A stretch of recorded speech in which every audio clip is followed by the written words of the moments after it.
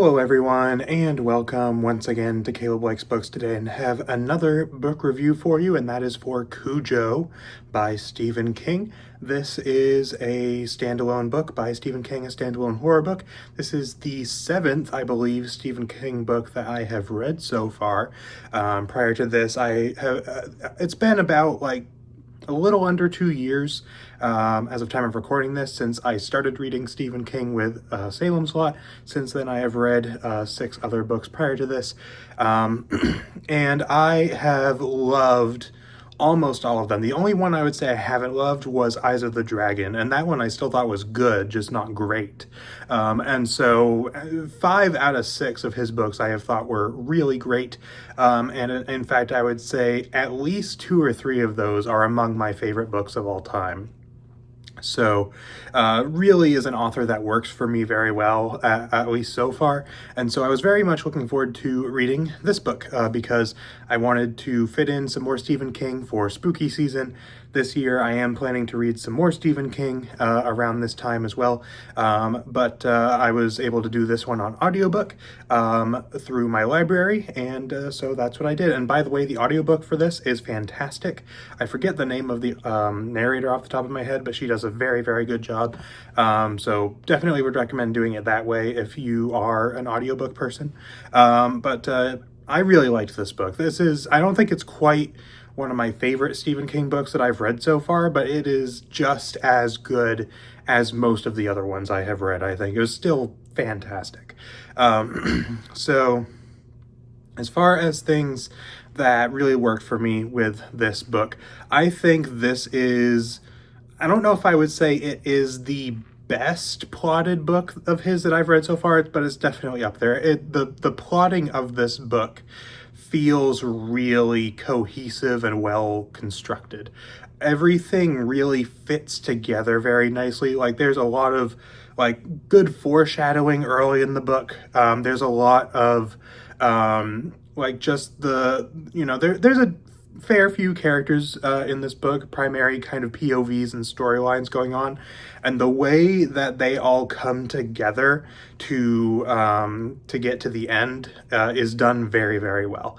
That's why I say it's very well plotted, very tightly plotted, because everything feels like it's really in its place, really feels like it works where it is, and really kind of builds towards creating this entire story that just works really, really well. And I think it's, like I said, one of his best plotted books that I have read so far, at least, if not the best plotted one. I was just really impressed by that aspect of it, because even though I've liked plots in others of his books, I would say Pet Sematary is probably the other one that I think the plot of that one is really strong. But this one, it's you have a handful of different kind of storylines going on, and the way they all interweave with each other in order to just make the events of the book come about the way they do and come about as effectively as they do, I think is really, really well done. So I really enjoyed that about this. I also, in terms of the plot, I like how well that it's done for how simple it is, because the basic premise of this book, and there's more to it than this, but the absolute bare minimum basic premise of this book is there's a dog named Cujo.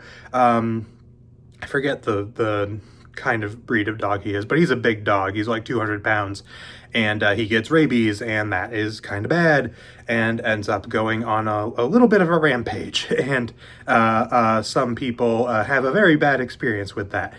And so it is a very, very simple premise, but it is one that both works very well for the plot and also works very well for the horror.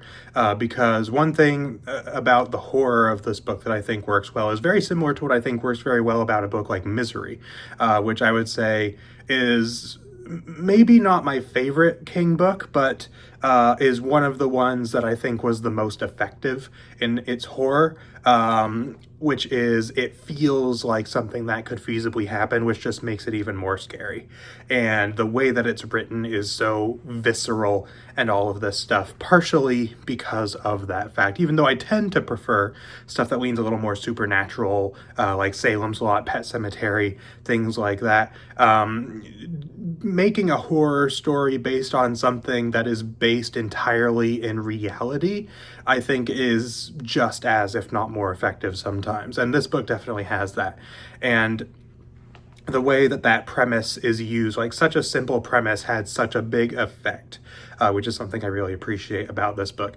In terms of the actual plot of this book, there's a lot of other things going on with several different characters. Like I said, there's a fair few characters in this book, a handful of different plot lines going on, primarily with a couple of families and a couple of other characters involved as well. But you do have two primary families in which, you know, there's a mother, father, and a child, as well as a handful of other characters that are involved.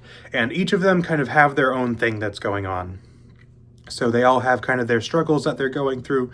They all have, like, the characters in this book. I mean, King generally is known for writing really good characters, and that is definitely the case here as well.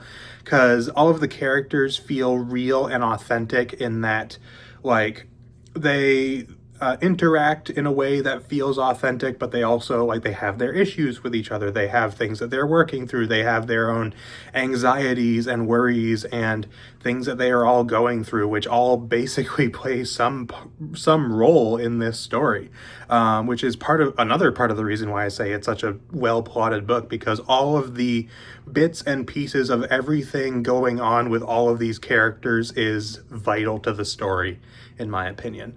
And so, you know, the way the characters are written is really good, especially for someone like me. You know, I'm born and raised in Maine. King is also from Maine.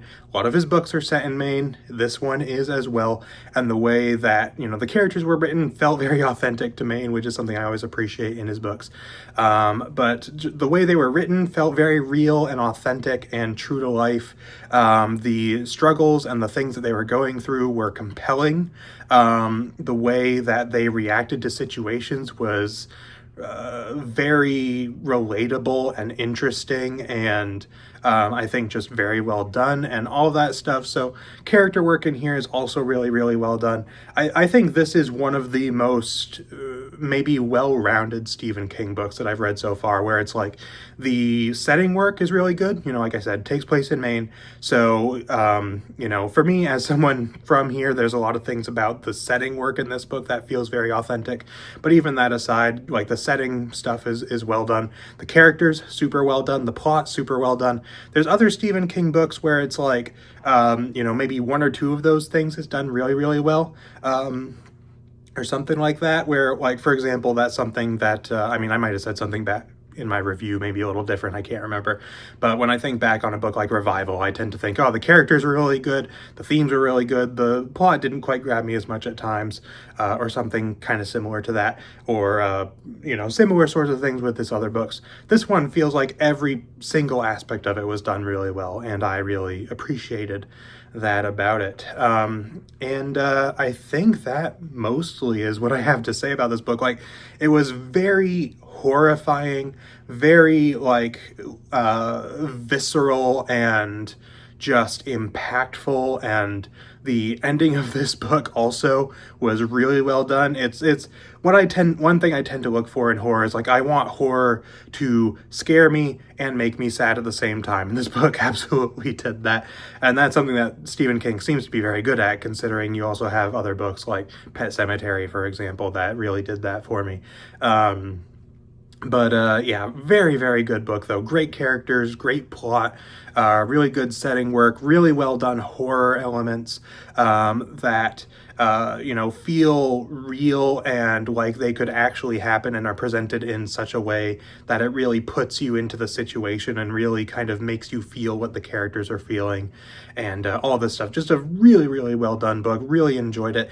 And like I said, I don't know that it's one of my favorite King books that I've read so far, but it is easily on the similar level as several of the other ones that I have read.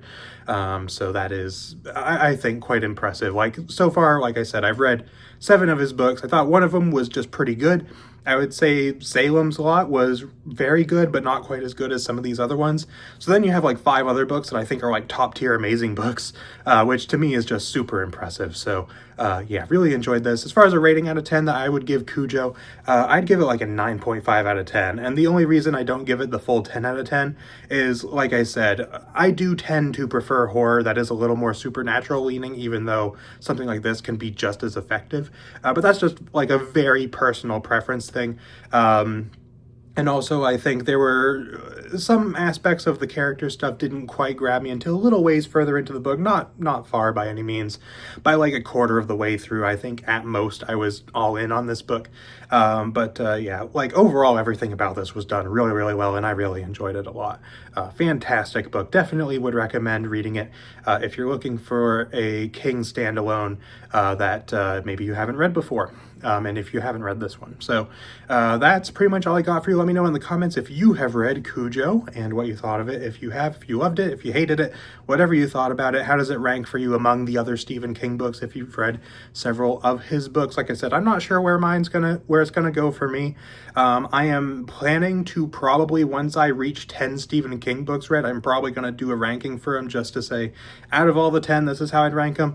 And right now I don't know exactly where this is gonna go. But I would not be surprised if it ends up relatively high on a list like that. So yeah, fantastic book. That's pretty much all I got for you. So thank you guys for watching, and I will see you all next time.